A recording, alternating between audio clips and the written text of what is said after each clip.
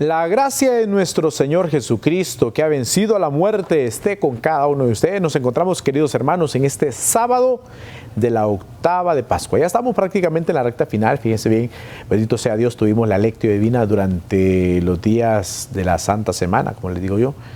A mí me gusta decirle Semana Santa, me gusta mejor decir Santa Semana. Y créanlo que yo lo viví así, como una Santa Semana, lo aproveché muchísimo.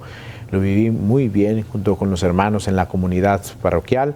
Fue una bonita experiencia de encuentro con el Señor. Diferente porque no tuvimos algunas procesiones como se acostumbraba, la de Domingo de Ramos, no tuvimos la procesión del Vía Crucis afuera, lo hicimos adentro del templo. Fuimos bien obedientes en cuanto a las normativas que se nos dieron. Bendito sea Dios, nadie se contagió. Bueno, sí nos contagiamos, la verdad, pero ya como les decía en estos días, nos contagiamos del Señor resucitado, de eso sí nos contagiamos. Pero de la COVID, gracias a Dios no, se han tomado todas las medidas y eso pues nos alegra muchísimo porque el Señor nos va protegiendo siempre, siempre con todas las medidas, siempre, no recuerden, ¿no? Siempre, miren, aquí ando siempre, para rociar siempre.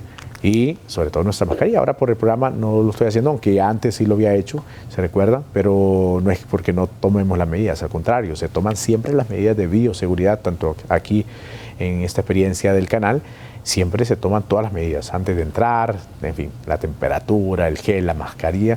Ahora, porque estoy aquí solo, entonces no estoy usando la mascarilla, pero eso siempre, ¿no? Siempre hay que usar la mascarilla, recuerden eso. No es un adorno, hay que usarlo como una prenda ya de nuestra vida. Así como nos ponemos una camisa, como nos ponemos un saco, cuando se pone el pantalón, los zapatos, los calcetines, así también tiene que ser la mascarilla, una prenda ya de nuestro vestuario. Bueno. Vamos a ponernos en las manos del Espíritu Santo. Recuerden que no podemos iniciar nuestro ejercicio sin hacerlo, sin hacer la oración al Espíritu Santo, más ahora que estamos caminando hacia Pentecostés. Vamos hacia Pentecostés, el gozo de la resurrección. Hagamos la oración. Recuerden, si a usted le gusta cantar, cántele al Espíritu Santo. Si a usted no le sale ni la oración espontánea, ni el canto, como a mí que no me sale mucho el canto, entonces hagamos una lectura escrita al Espíritu Santo. No hay problema, una oración en escrita y lo podemos hacer de esa forma. O nos aprendemos unas oraciones que están escritas y ya lo hacemos de esa forma. Muy bien, nosotros aquí lo vamos a hacer de forma espontánea, como siempre lo hacemos. Pidámosle al Espíritu Santo que nos abra la mente para comprender la palabra, nos abra el corazón y nuestros labios. Y que sobre todo nos dé hambre y sed, que son las palabras que siempre utilizamos en nuestra oración al Espíritu Santo. Hagamos la oración. Espíritu Santo, hoy venimos ante tu presencia. Estamos en este sábado de la octava de Pascua. Estamos en este gozo pascual. Queremos pedirte, Espíritu Santo, que fluyas en nuestros corazones. Pedirte, Espíritu Santo, que abras nuestra mente para comprender esta palabra que se nos va a regalar el día de hoy, que abras nuestros corazones para vivirla, Espíritu Santo, pero sobre todo también abre nuestros labios para comunicarla. A los apóstoles les prohibieron hablar de Cristo resucitado y ellos dicen, ¿cómo nos pueden prohibir tal cosa? No, tenemos que anunciar, y esa también, Espíritu Santo, que sea nuestra tarea, ser anunciadores de la buena nueva de salvación, que Cristo ha resucitado, que verdaderamente ha resucitado el Señor. Espíritu Santo, danos hambre y sed de la palabra para gustarla y saborearla siempre. En tu mano quedamos y que sea tu santísima voluntad la que reine en nuestros corazones, ahora y siempre, por los siglos de los siglos. Amén. Bien, queridos hermanos, hecha ya la oración al Espíritu Santo, nos acercaremos al texto. Fíjense bien ahora, porque dirán, Padre, y ya leímos a Mateo, ya leímos a Juan, ya leímos a Lucas 2 veces, 2 días, a Juan igual, pero ¿y Marcos? ¿Será que Marcos no habla nada de la resurrección? ¿Será que Marcos no narra nada del acontecimiento tan grande de la historia? Nos estuvo hablando de las obras de Jesús, pero ya al final no habló nada de la resurrección. Pues aquí está. Hoy vamos a leer de Marcos. Hagamos ahora el ejercicio, por favor, Biblia en mano. El texto para este sábado está tomado del evangelista Marcos. Como les decía, también tiene textos de resurrección. Breves, desde luego, pero tiene. Y fíjense que Marcos presenta como una síntesis concreta de todo lo que venimos viviendo durante la semana. La iglesia, que es madre y maestra, nos presenta esta síntesis concreta, aunque es Marcos el primero que se puso por escrito y luego los demás evangelistas, pero al leerlo, después de haber seguido toda la semana los textos de resurrección de los demás evangelistas, leemos ahora a Marcos y pareciera que fuera una síntesis concreta de lo vivido. Vamos entonces a leer el texto. Recuerden el Evangelio según San Marcos, capítulo 16, versículos del 9 al 15. Es el final del Evangelio. Evangelio según San Marcos, capítulo 16, versículos del 9 al 15. ¿Qué dice el texto? Hermoso, porque como repito, es una síntesis concreta de lo vivido en el Evangelio de Mateo, de lo que se leyó en el Evangelio de Lucas y de lo que se leyó en el Evangelio de Juan. ¿Qué dice el texto? Acerquémonos a la palabra de Dios. Proclamación del Santo Evangelio según San Marcos. Gloria a ti, Señor. Habiendo resucitado al amanecer, el primer día de la semana, Jesús se apareció primero a María Magdalena, de la que había arrojado 7 demonios. Ella fue a llevar la noticia a los discípulos, los cuales estaban llorando, agobiados por la tristeza. Pero cuando la oyeron decir que estaba vivo y que lo había visto, no le creyeron. Después de esto, se apareció en otra forma a 2 discípulos que iban de camino hacia una aldea. También ellos fueron a anunciarlo a los demás, pero tampoco a ellos le creyeron. Por último, se apareció Jesús a los 11 cuando estaban a la mesa y les echó en cara su incredulidad y dureza de corazón, porque no les habían creído a los que lo habían visto resucitado. Jesús les dijo entonces: vayan por todo el mundo y prediquen el Evangelio a toda criatura. Palabra del Señor. Gloria a ti, Señor Jesús.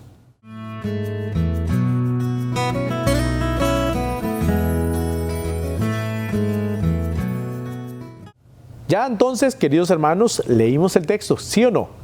Es la síntesis concreta, es una síntesis. Fíjense, primero dice, se le apareció a María Magdalena. Recuerden que María Magdalena estaba en el sepulcro, llorosa, como yo les decía, ahí paradita ella, la pobre María Magdalena, sufriendo porque no estaba el amor de su vida, el que le había transformado la vida. Fíjense bien cómo dice el evangelista Marcos: aquella a la que el Señor le había sacado 7 demonios, 7 en la Biblia es plenitud, o sea, la había liberado.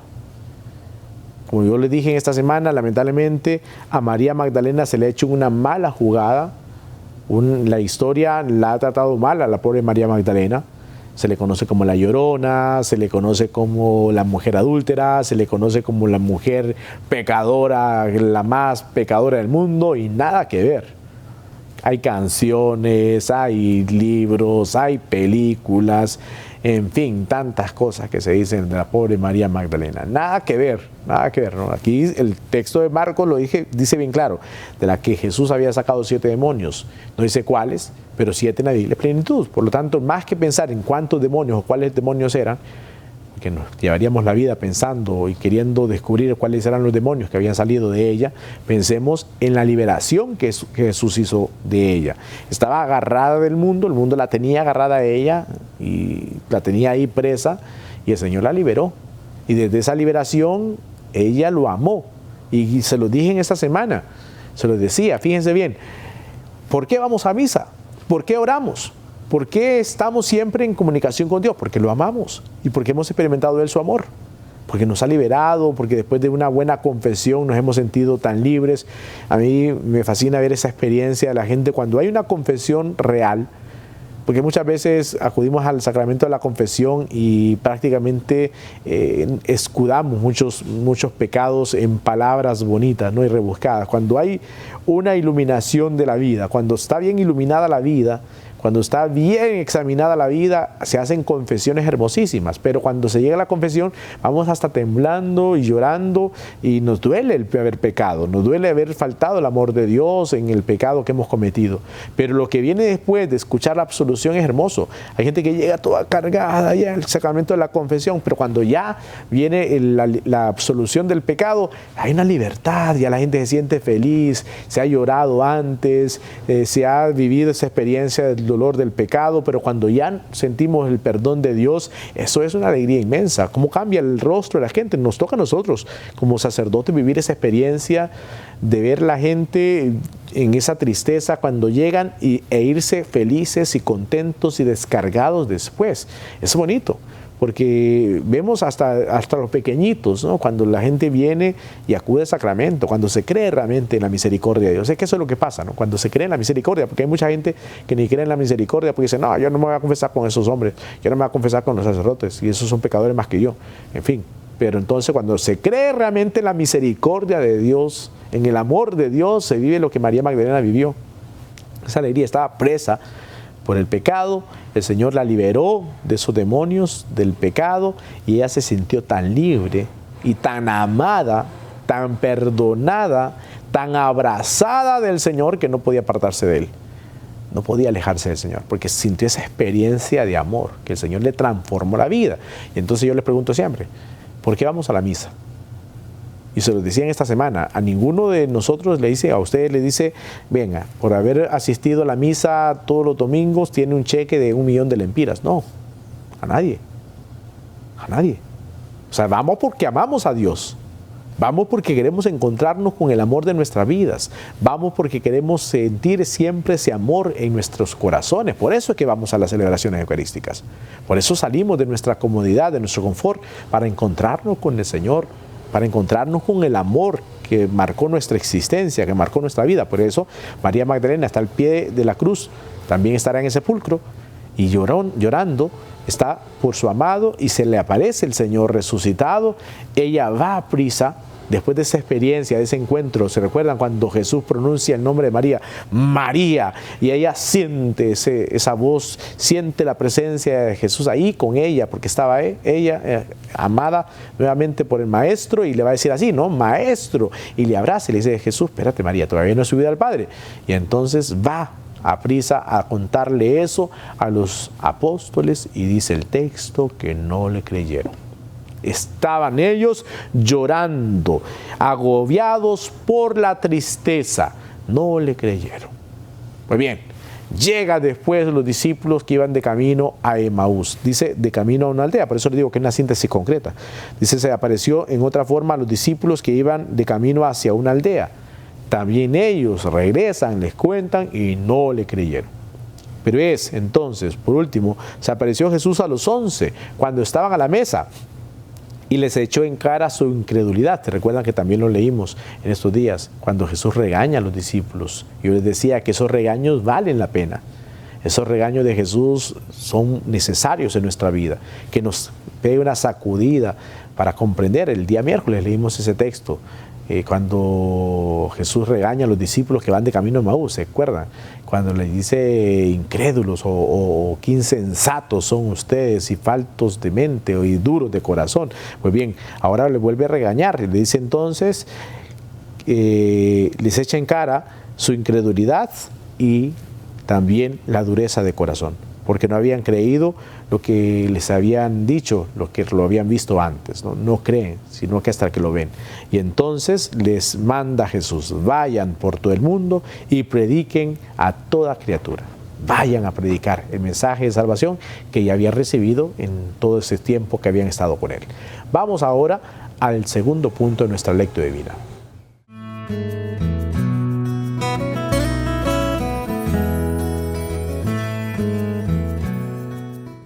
Bien, queridos hermanos, después de haber visto esta síntesis concreta, esto hermoso que hemos tenido ahora, después de haber vivido toda la semana en esta octava de Pascua, con estos textos que nos han ido hablando de la resurrección, y ahora nos encontramos con este texto de Marcos. Como les decía, leímos a Mateo, leímos a Lucas, leímos a Juan, pero en Marcos, ¿dónde? ¿Cuándo? Pues ahora, ¿no? Lo hemos leído, hermoso texto. Y entonces, queridos hermanos, ¿será que así nos pasará a nosotros? Que a pesar que sabemos que Cristo ha resucitado, aún no lo creemos. Y es que el riesgo, yo se lo decía en Cuaresma, es quedarnos viendo este acontecimiento como algo del pasado, o como si fuera una película.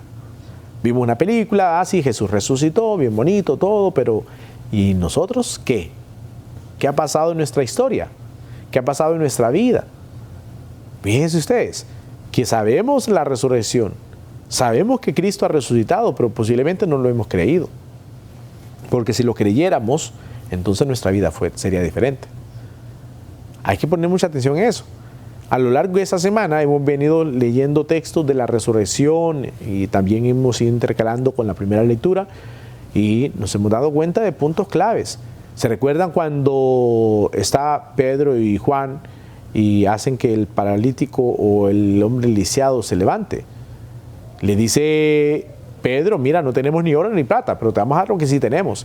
¿Y qué tenían ellos? A Jesús resucitado, y se lo comparten. En nombre de Jesús, levántate. Pues bien, ¿y nosotros qué tenemos en el corazón? ¿A Jesús resucitado o hay todavía esa duda o hay incredulidad en nuestros corazones? ¿Tenemos el corazón duro? ¿Cómo estamos? Ante este acontecimiento tan hermosísimo de la redención de la humanidad, de la liberación del pecado, como pasó con María Magdalena, que el Señor nos libera de las ataduras del pecado, que el Señor nos libera de las ataduras del mal, a pesar de eso seguimos aún sin creer, sin confiar en la resurrección.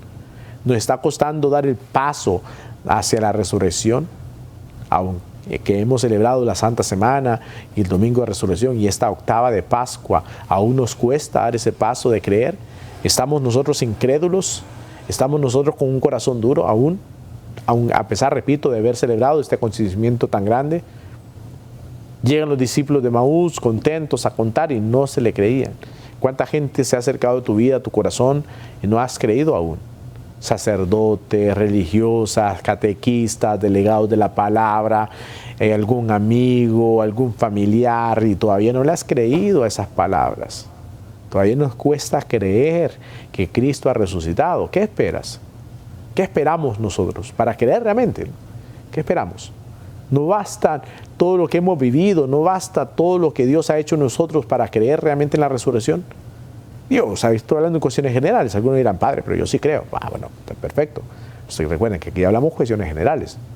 Pero muchas veces, con nuestras realidades humanas, como yo les decía antes, cuando no tenemos bien iluminada la vida, entonces dibujamos todo.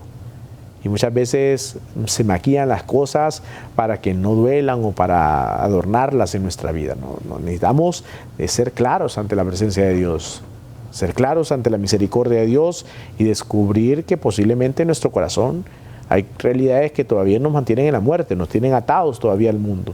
Y necesitamos que el Señor ahora nos desate con su misericordia, ¿no? Que el Señor desate esos nudos que muchas veces nos tienen ahí agarrados, que el Señor nos desate para estar en la libertad, para vivir en libertad amando al Señor.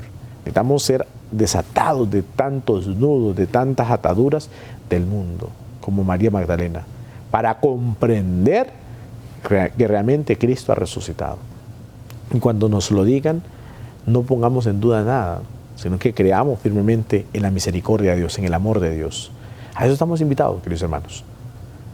Cuidado, caemos en la incredulidad, cuidado, caemos en esa dureza de corazón. Ya el Señor lo dijo en el tiempo cuaresmal. Y yo les decía ayer que esto del arrepentimiento, de la conversión, no es exclusivo de la Cuaresma, es siempre.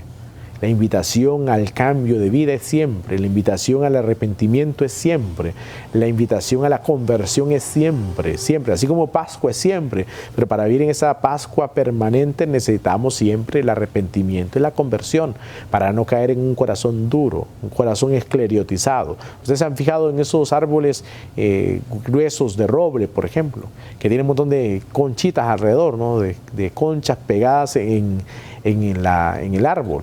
Esos son parásitos prácticamente del árbol, ¿no? Eso no es propio del árbol.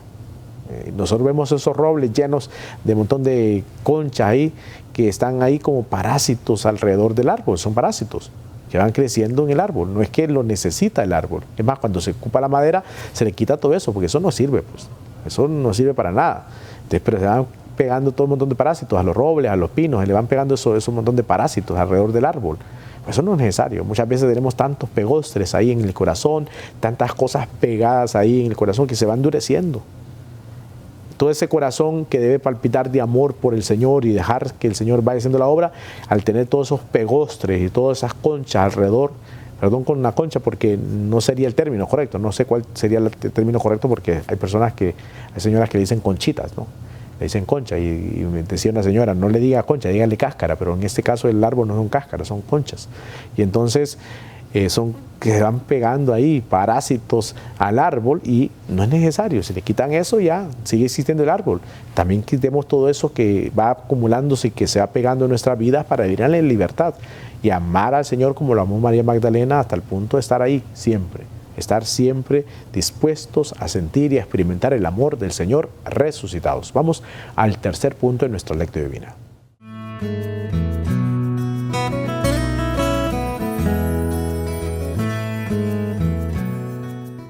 Esta tercera parte, queridos hermanos, es la oración, recuerden, ¿no? Eso lo hemos marcado siempre.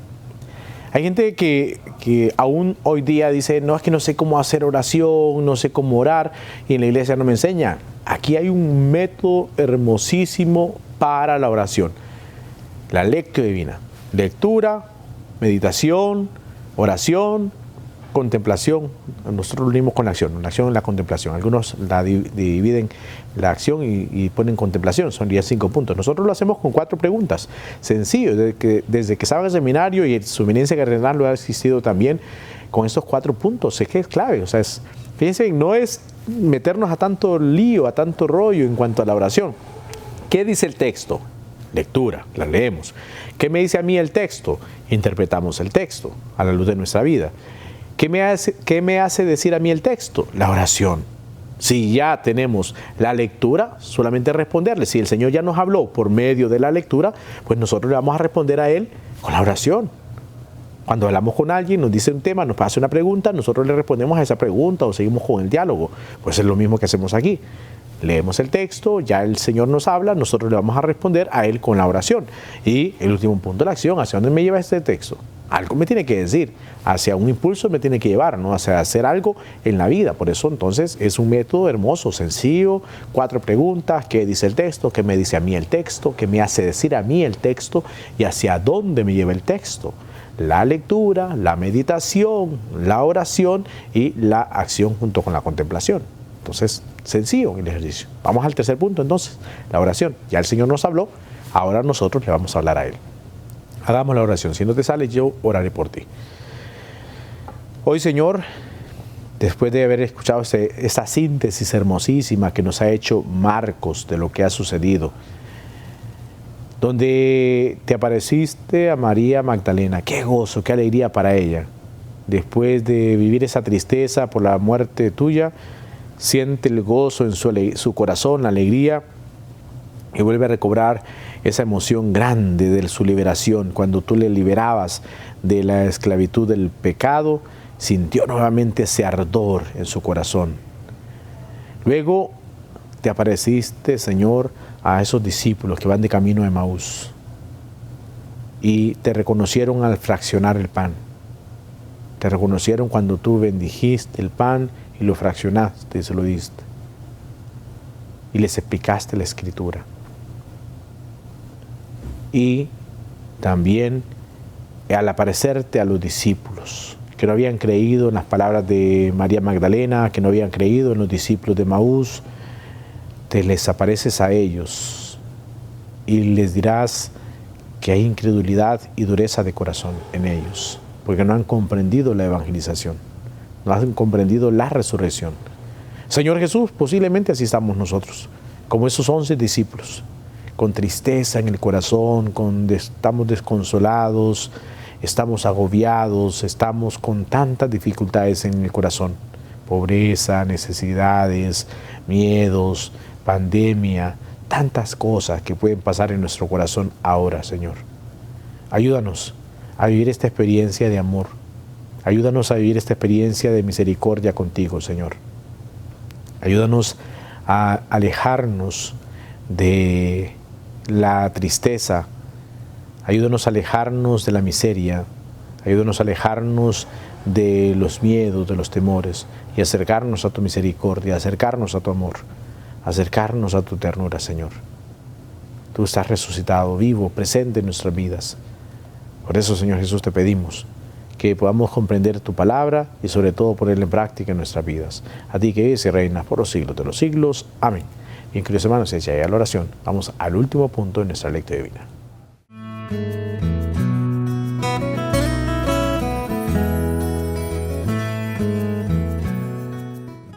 Este último punto es hacia dónde nos lleva el texto, ¿no? El impulso que debemos tener. Entonces, como ya les decía, ¿no? Viendo las preguntas concretas, ¿no?